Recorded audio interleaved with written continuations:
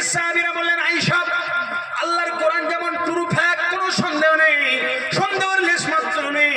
হযরতে আয়েশা হুমায়রা রাদিয়াল্লাহু তাআলা আনহা বলেছিলেন, ও আমার নবীজির সাহাবীরা শোনো, আমার নবীজির চরিত্রে কোনো সন্দেহ নেই। আমার নবীজির চরিত্রে গোলাপের পাপড়ির ন্যায় পরিস্ফুটিত।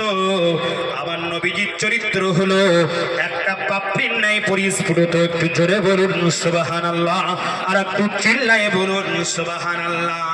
স্বাধীনতা বিপ্লবীর মহান নেতা যার নাম মোহনদাস করমচাঁদ গান্ধী, যাকে আমরা মহাত্মা গান্ধী বলি, একটু গভীরভাবে শুনুন, আমার ওয়াজটা উপলব্ধি করুন। কারণ আমরা সর্বযুগের সর্বকালের সর্বশ্রেষ্ঠ মহামানব, বিশ্ব মানবতার মধ্যে প্রতীক বলবো। একজন মুসলমান ঘরের কৃতি সন্তান নয়, একজন হিন্দু ঘরের কৃতি সন্তান, হায়ার এডুকেটেড, যিনি ভারতবর্ষকে স্বাধীন করার জন্য বিপ্লব এনেছিলেন। তাই স্বাধীনতা বিপ্লবের মহান নেতা বলা হয় মোহনদাস করমচাঁদ গান্ধী, মহাত্মা গান্ধী। তিনি বলছেন, মোহনদাস করমচাঁদ বলছেন, তাই যখন পৃথিবী যখন অন্ধকারে আচ্ছাদিত হয়ে গিয়েছিল, পৃথিবী যখন অন্ধকারে আচ্ছাদিত হয়ে গিয়েছিল, প্রাচ্যের পশ্চিম আকাশে উদয় হলো একটি উজ্জ্বল নক্ষত্র। ওই উজ্জ্বল নক্ষত্রটা পৃথিবীতে যখন বিরাজ করলো, পৃথিবীর মানুষ, আত্মর মানুষগুলো খুঁজে পেল শান্তি ও স্বস্তি। পৃথিবীর মানুষ পেয়ে গেল শান্তি। একটু জোরে বলা যাবে কি সুবহানাল্লাহ। মোহনদাস করমচাঁদ গান্ধী, মহাত্মা গান্ধী, হিন্দু ঘরের কৃতি সন্তান, স্বাধীনতা বিপ্লবীর মহান নেতা। তিনি বলছেন যে তাম পৃথিবী যখন অন্ধকারে ভরা ডুবি ছিল, তাম পৃথিবীর মানুষ যখন অন্ধকারে আচ্ছাদিত ছিল, সেই সময় পশ্চিম আকাশে একটি উজ্জ্বল নক্ষত্রের আবির্ভাব হলো। ওই উজ্জ্বল নক্ষত্রটা অন্য কেউ নয়, শ্রীরামকৃষ্ণ নয়, মহাত্মা গান্ধী নয়, এমন করে যীশু খ্রিস্ট নয়, গৌতম বুদ্ধ নয়, বালক ব্রহ্মচারী নয়, লালা লাজপত রায় নয়, বাল গঙ্গাধর তিলক নয়, এমন করে ভাইজান যীশু খ্রিস্ট নয়, বিশ্বকবি রবীন্দ্রনাথ ঠাকুর নয়, স্বামী বিবেকানন্দ নয়। তিনি বলেন মক্কার বাতি, মদিনার জ্যোতি, আব্দুল্লাহর বেটা, মা আমিনার নয়নের মণি, জাদ্দিল হাসানুল হুসাইন, আবুল কাসিম, প্রিয় নাম মুহাম্মাদুর রাসূলুল্লাহ সাল্লাল্লাহু আলাইহি ওয়াসাল্লাম। ওই মানুষটার যখন আবির্ভাব হলো পশ্চিমা দেশে, পশ্চিম আকাশে, পৃথিবীতে অশান্তি দুর্বৃত্ত হলো, পৃথিবীর মানুষ পেয়ে গেল স্বস্তি ও শান্তি। তাই তো বলা হয় বিশ্ব মানবতার মূর্ত প্রতীক, সর্বযুগের সর্বকালের সর্বশ্রেষ্ঠ মহামানব। একটু চিল্লায়ে বলা যাবে কি সুবহানাল্লাহ? সুবহানাল্লাহ। আর একটু চিল্লে বলা যাবে না সুবহানাল্লাহ? জাতির জনক মহাত্মা গান্ধী, স্বাধীনতা বিপ্লবীর মহান নেতা, তিনি সাধু ভাষায় বলেছিলেন, অন্ধকারে যখন পৃথিবী ভরা ডুবি ছিল, তখন পশ্চিম আকাশে একটা উজ্জ্বল নক্ষত্রের আবির্ভাব হলো। ওই উজ্জ্বল নক্ষত্রটা অন্য কেউ নয়, তিনি হলেন সর্বযুগের সর্বকালের সর্বশ্রেষ্ঠ মহামানব, আব্দুল্লাহর বেটা মুহাম্মাদুর রাসূলুল্লাহ। একটু চিল্লায়ে বলুন সুবহানাল্লাহ। একটু জোরে বলা যাবে না সুবহানাল্লাহ? আমরা কি সেই নবীকে মানার মতো মানতে পেরেছি? আমরা কি আল্লাহকে মানার মতো মানতে পেরেছি? আমার আল্লাহ পাক রব্বুল আলামিনের হাবিব দয়ার নবীর সাহাবীরা কেমন মেনেছিলেন, আর আজকের আমরা কেমন মেনেছি, আসুন একটু ট্যালি করে আমরা যে যার এখান থেকে বাড়ি চলে যাব। আল্লাহর নবীর সাহাবীরা কেমন মেনেছিল, সাহাবীরা কেমন ঈমান এনেছিল, আর আমরা কেমন ঈমান এনেছি, সাহাবীদের ঈমানটা কেমন ছিল, আর আমরা কেমন ঈমান এনেছি। তাই কবি বলছেন, দেখো কেমন ঈমান এনেছে আমার নবীর সাহাবারা, সেই যুগের সাহাবারা। গোপনে বেলাল ঈমান আনিল, গোপনে বেলাল ঈমান আনিল, পড়ে লা ইলাহা ইল্লাল্লাহ। আমার সাথে বলা যাবে না? গোপনে বেলাল ঈমান আনিল, গোপনে বেলাল ঈমান আনিল, পড়ে লা ইলাহা ইল্লাল্লাহ।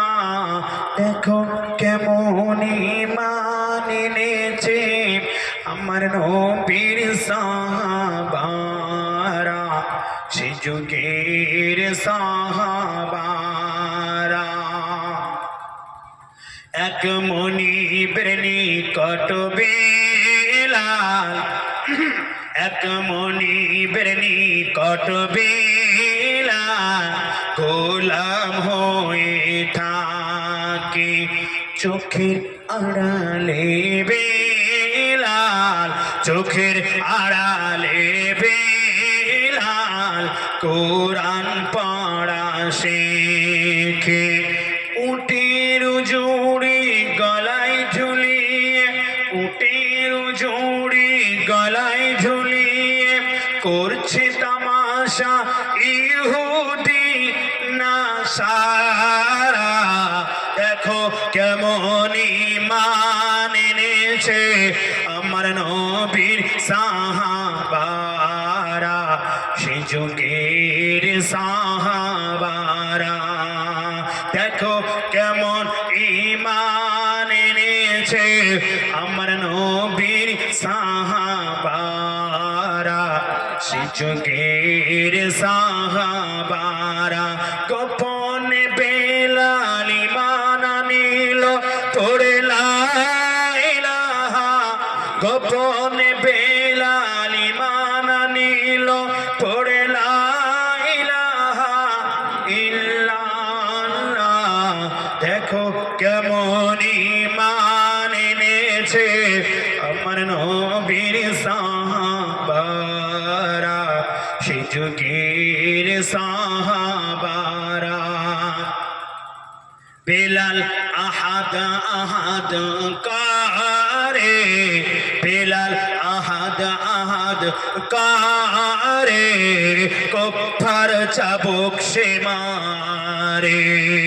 চাবুকের আঘাতে, চাবুকের আঘাতে সারা অঙ্গে বয়, চাবুকের আঘাতে সারা অঙ্গে বয় রক্তের ঝরনা ঝারা।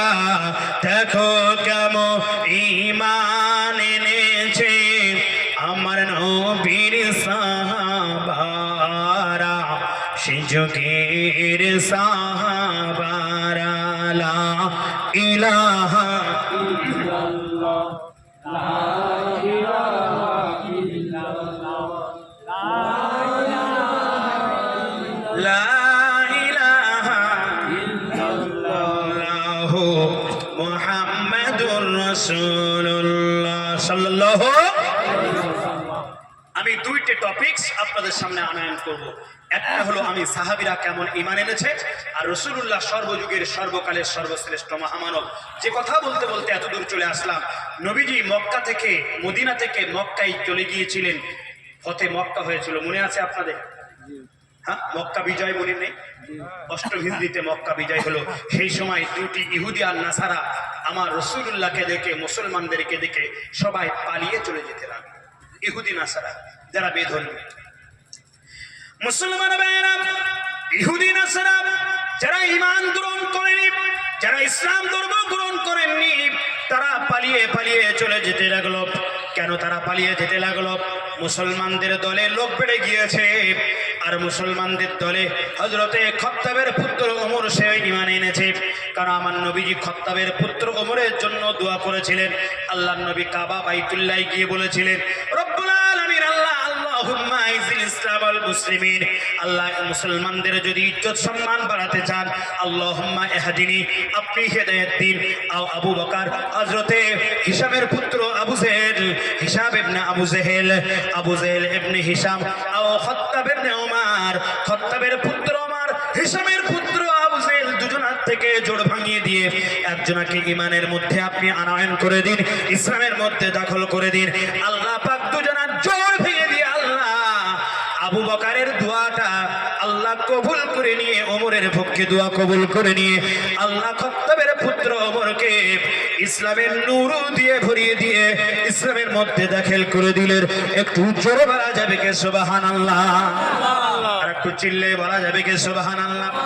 মক্কার ইহুদি এবং নাসারারা বলে ওমরের শক্তি আমরা জানি, ওমরের কেমন শক্তি আছে, ওমরের কেমন চোখ রাঙানি আছে, কেন ৬৫০০ বস্তির লিটার হিসামের পুত্র আবু জেহেল এবং খত্তাবের পুত্র ওমর, হিসামের পুত্র আবু জেহেল তো বদরের যুদ্ধ আমার নবীকে মার্ডার করতে গিয়ে নিজেই মার্ডার হয়ে গেলেন।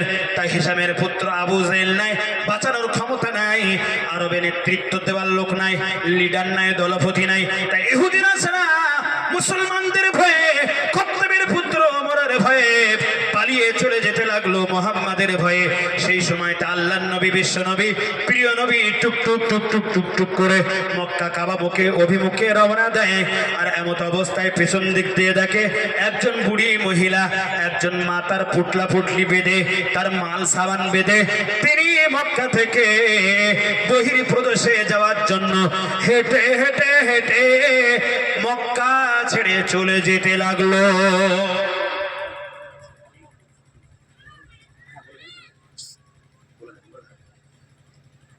আসসালামু আলাইকুম। আরিয়ান মন্ডল, এনায়েতপুরে বাড়ি। বাচ্চাটার দোকানে কোথাও ঘোরাফেরা করতে গিয়ে হারিয়ে গিয়েছে। যদি কারোর সামনে পড়ে স্টেজের কাছে পাঠিয়ে দেবেন, ওর গার্জিয়ান আছে, এখানে যোগাযোগ করে নেবেন। আমার ভাইয়েরা, বন্ধুরা, বিশ্বনবী তিনি সর্বকালের সর্বযুগের, তিনি শুধু মুহাম্মদ শুধু মুসলমানদের জন্য আসেনি। এটা প্রমাণ করার জন্য আমি ঐতিহাসিক থেকে তথ্য নিয়ে আপনাদের সামনে উপস্থাপন করতে চলেছি। মক্কা বিজয়ের সময় একজন ইহুদি মহিলা তার পুটলা পুটলি নিয়ে তিনি চলে যাচ্ছেন।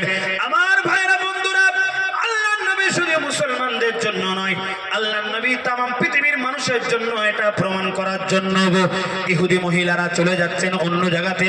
বিশ্বনবী সাহাবীদেরকে বললেন, তোমরা একটু দাঁড়িয়ে যাও, দেখি ওই একটা মহিলা, একটা ইহুদি বুড়িমা কোথায় যায়। একটা বিশাল বড় পুটলি নিয়ে, মাথায় করে মাল সাবান নিয়ে হেঁটে হেঁটে চলে। আমি তার পেছন ফিরে চলে যাই। ওই মানুষটার কষ্ট হচ্ছে, ওই মাটার কষ্ট হচ্ছে, ওই বুড়িমা মহিলার কষ্ট হচ্ছে। বিশ্বনবী বিশ্ব মানবতার মুক্ত প্রতীক, সর্বযুগের সর্বকালের সর্বশ্রেষ্ঠ মহামানব, আব্দুল্লাহর বেটা, মা আমিনার নয়নের মণি রাসূলুল্লাহ পেছন ফিরে চলে যেতে লাগলো। কিছু দূরে গিয়ে বুড়িমাকে বলছে, বুড়িমা, ও বুড়িমা, একটু দাঁড়িয়ে যাও, একটু দাঁড়িয়ে যাও, দাঁড়িয়ে যাও। বুড়িমা আমার পিছন দিক থেকে ফিরে দেখলো একটা যুবক ছেলে আমাকে দাঁড়িয়ে যেতে বললে। আমি বুড়িমা দাঁড়িয়ে গেলাম। বুড়িয়া বড় কষ্ট হয়। মাথায় একটা পুটুলি নিয়ে, তাতে মাল সাবান নিয়ে, পটলি পটলা নিয়ে, কাপড় সাবান নিয়ে অন্যত্তরে চলে যাচ্ছে মুহাম্মাদের ভয়েতে, ইসলামদের ভয়েতে, মুসলমানদের ভয়েতে। আর সেই মুহাম্মদ কিনা এমন করে ভাইজান, বুড়িমা মুহাম্মাদের পরিচয় তখনও জানে না। হযরত মুহাম্মদুর রাসূলুল্লাহ বুড়িমাকে বলল, বুড়িমা কোথায় যাবে, কোথায় যাবে? বলল, বাবা তুমি কে? তোমাকে তো চিনি না। বাবা তুমি কে? তোমাকে তো কখনো দেখিনি। তুমি আমাকে মা বলেছ, তুমি আমাকে মা বলেছ, তুমি আমাকে মা বলে সম্বোধন করেছো। বাবা তুমি কে? মরুভূমিতে আমাকে সহযোগিতা করার জন্য আমি কাউকে পেলাম না, আমাকে একটু সাহায্য করার জন্য এই মরুভূমিতে কাউকে পেলাম না। সূর্যের প্রখর রৌদ্রে মাথার ঘাম পড়তে লাগলো। আর এই উত্তপ্ত মরুভূমির বালুকমার উপরে আমার এই বুড়িমা নরম পায়ে হাঁটি, পায়ে ঠোসকা পড়ে যায়। আমার তো বাবা বেটা বেটি নেই। আমার পাড়ার লোকেরা আমাকে ছেড়ে তারা অন্যত্তরে চলে যেতে লাগলো। মুহাম্মাদের ভয়ে, ইসলাম ধর্মের ভয়ে, মুসলমানদের ভয়ে, খত্তাবের পুত্র ওমরের ভয়ে। ও বাবা আমি কে? আমি কে?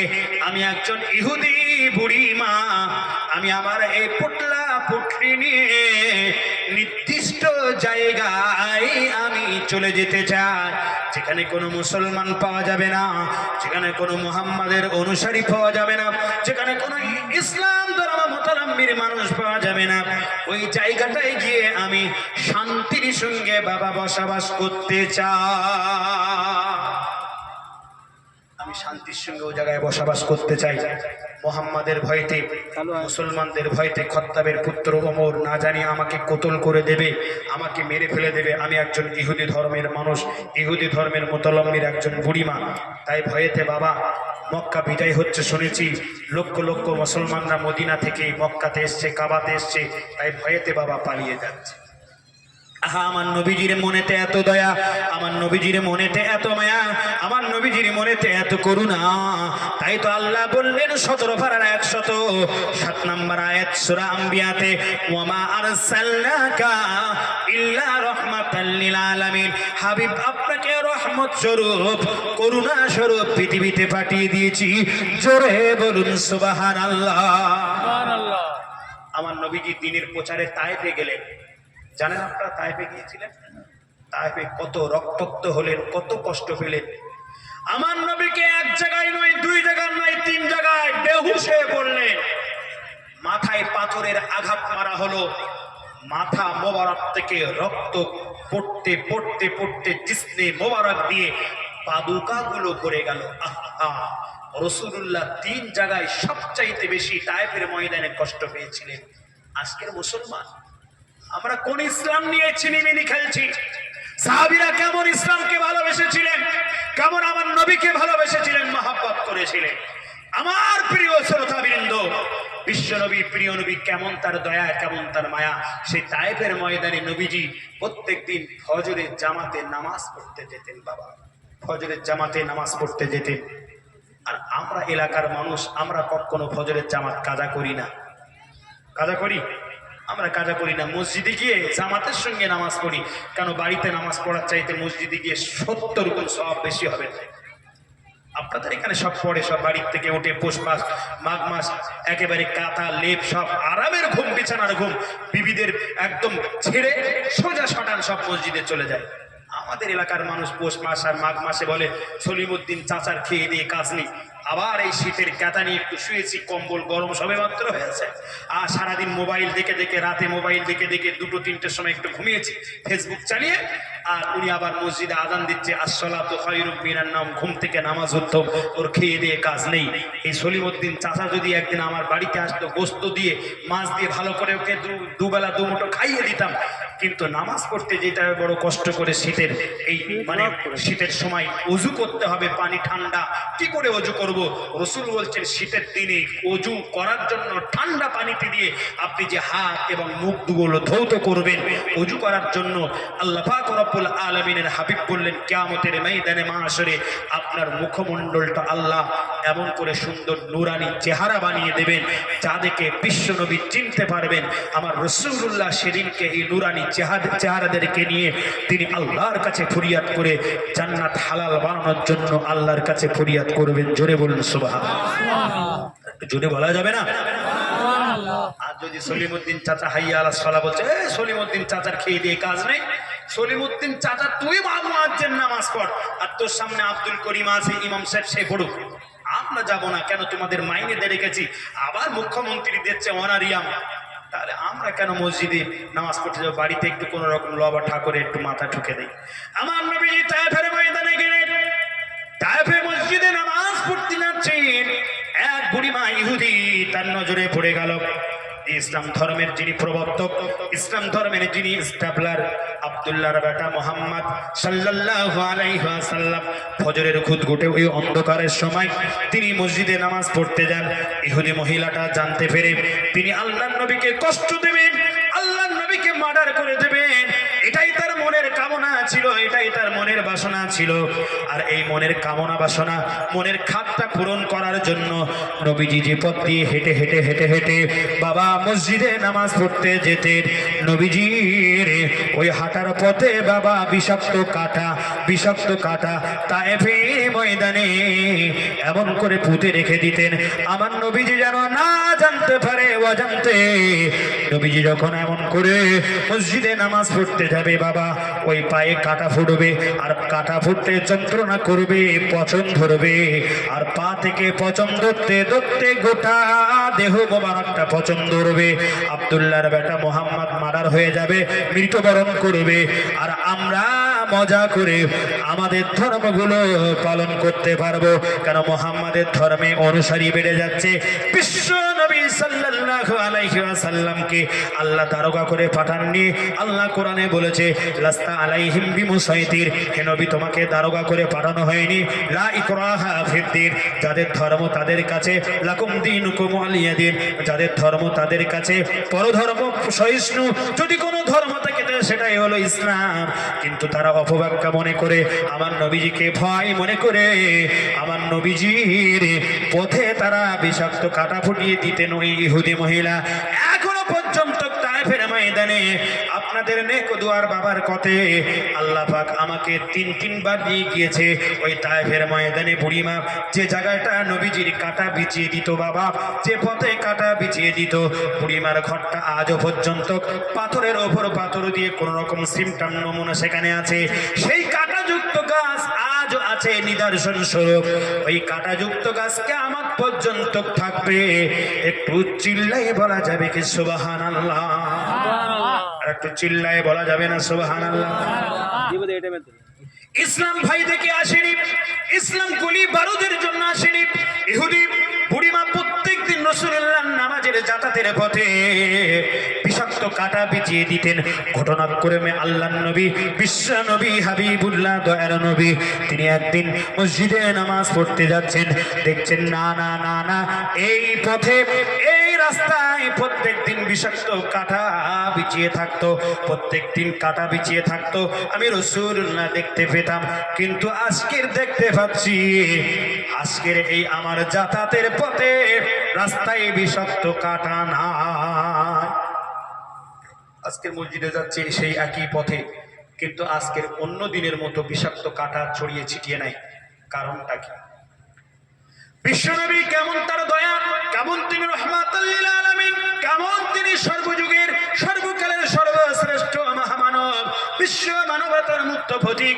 আমার প্রিয় ভাইরা মোহতারাম সামিন ইসব, এমত অবস্থায় নবীজি আমার তিনি মনে মনে করছেন আমি ফজরের নামাজটা আদায় করি। ফজরের নামাজটা আদায় করে একটু যখন ফসা হয়ে যাবে তায়েফের বাজারে চলে যাব।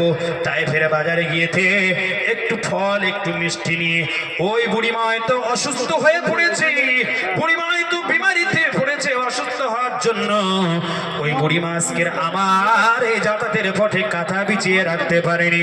একজন মুসলমান যদি অসুস্থ হয়, একজন মুসলমান অপর মুসলমানের জন্য বাবা 6টি ওয়াজিব। কয়টা বললাম? 6টি ওয়াজিব। কোন মুসলমান যদি সালাম দেয়, সালামের উত্তর দিতে হবে। 1 নাম্বার, 2 নাম্বার, কোন মুসলমান যদি দাওয়াত করে, যদি হারাম জিনিস খাওয়ায় আপনি দাওয়াত গ্রহণ করবেন না, যদি হালাল জিনিস খাওয়ায় দাওয়াত গ্রহণ করবেন, তার বাড়িতে যাবেন। এটা হলো একজন মুসলমান অপর মুসলমানের জন্য যে সিত্তাতুন ওয়াজিব, তার মধ্যে 2য় নাম্বার। আর একটা হলো একজন মুসলমান যখন বিপদে পড়বে, ওই বিপদ থেকে মুক্তি দেওয়ার জন্য যত পরামর্শ চাইবে এই সব পরামর্শ দিতে হবে। এটা হলো একজন মুসলমানের জন্য অপর মুসলমানের জন্য বাবা ওয়াজিব। 4 নম্বরে একজন মুসলমান অপর মুসলমান যদি অসুস্থ হয়ে পড়ে, ওই মুসলমানকে দেখতে যাওয়া, বাবা তাকে সেবা যত্ন করা, এটা তার জন্য ওয়াজিব হয়ে যায়। 5 নম্বরে একজন মুসলমান যখন মারা যায়, একজন মুসলমান যখন মারা যায়, মারা যাওয়ার পরেতে তার জানাজা নামাজে শরীক হওয়া আর একজন মুসলমানের জন্য বাবা এটা হলো হক। একটু জোরে বলা যাবে কি সুবহানাল্লাহ? একটু চিল্লে বলা যাবে না সুবহানাল্লাহ?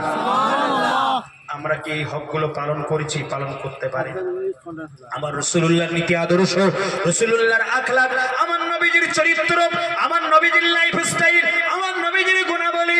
একজন ইহুদি মহিলা অসুস্থ হয়ে পড়েছে, এই না ভেবে রাসূলুল্লাহ বাজারে চলে গেলেন। বাজারে গিয়ে একটু ফলমূল কিনে, একটু মিষ্টান্ন কিনে আমার নবীজি খুঁজে খুঁজে সেই ইহুদির বাড়িতে চলে গেলেন। ইহুদির বাড়িতে গেলেন। সংক্ষেপ কথা, সংক্ষেপ আলোচনা আমি ইতি করব। বিশ্বনবী, প্রিয় নবী, সর্বকালের সর্বশ্রেষ্ঠ মহামানব, এজন্যই বলা হয় তাম পৃথিবীর যত রিলিজিয়াস ধর্মের মানুষ আছেন, আমার নবীজি প্রত্যেকের কাছে অ্যাপ্রোপ্রিয়েট, প্রত্যেকের কাছে মাতার তাজ হয়ে আছে এবং কিয়ামত পর্যন্ত থাকবে। জোরে বলা যাবে কি সুবহানাল্লাহ? সংক্ষেপ কথা, নবীজি ওই বাড়িতে চলে গেলেন, ইহুদিকে দেখতে গেলেন। ইহুদি মহিলা বলছে, বাবা তুমি কে? হোগে কে? তায়েফের ময়দানে বাবা যুবক ছেলে তুমি এসেছো একটু ফল মূল নিয়ে আমাকে সেবা করতে, যত্ন করতে। বলে আমার নাম জানার প্রয়োজন নেই। বলে মা ইসমুকা, তোমার নাম কি? মা ইসমে আবি, তোমার আব্বার নাম কি?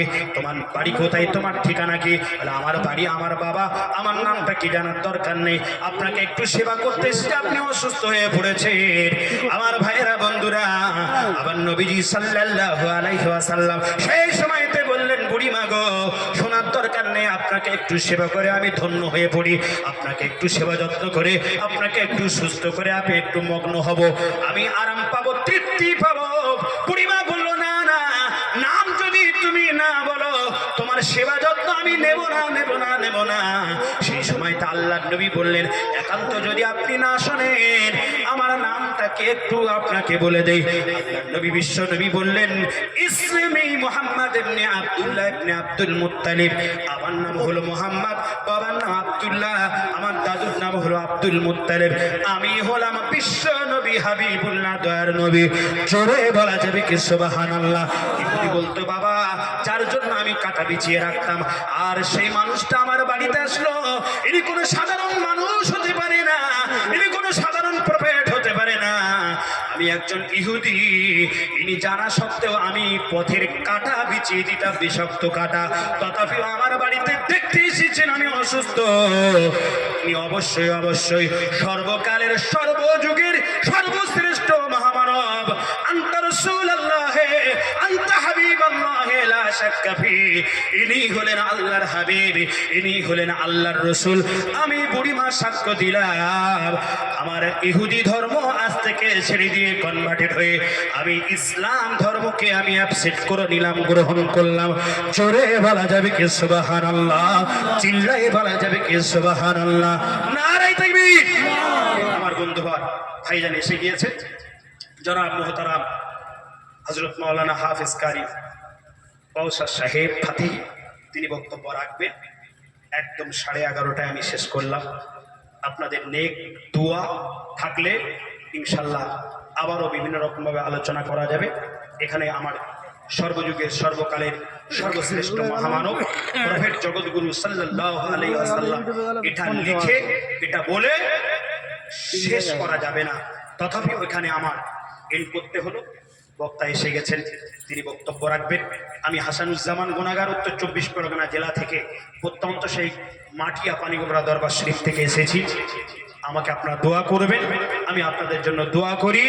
আল্লাহ আমাদের দ্বীন ইসলামের উপর, আল্লাহ নবীজির সেই লাইফ স্টাইলের উপর বাস্তবায়ন করার তৌফিক এনায়েত করুক। সকলে বলুন আমিন। হাযা মা ইনদি ওয়াল ইলমু ইনদাল্লাহ, আলাইহি তাওয়াক্কালতু ওয়া ইলাইহি উনীব। আসসালামু আলাইকুম। মহব্বতে উচ্চারণে দরুদ। আল্লাহুম্মা সাল্লি আলা। এখন আপনাদের সম্মুখে বক্তব্য রাখবেন হাফেজ কারি কাউসার আলী সাহেব, কাউসার আলী ফাতেহি সাহেব। ইনি ক্যালকাটা ইউনিভার্সিটি থেকে গ্রাজুয়েশন কমপ্লিট করেছেন, প্লাস MM কমপ্লিট করেছেন। তো হুজুরের কণ্ঠে আমরা কোরআন ও হাদিসের কিছু মূল্যবান কথা শুনে নেব। এনার আজকের আলোচ্য বিষয় হলো, সাবজেক্ট হলো মুসলিম উম্মার ঐক্য।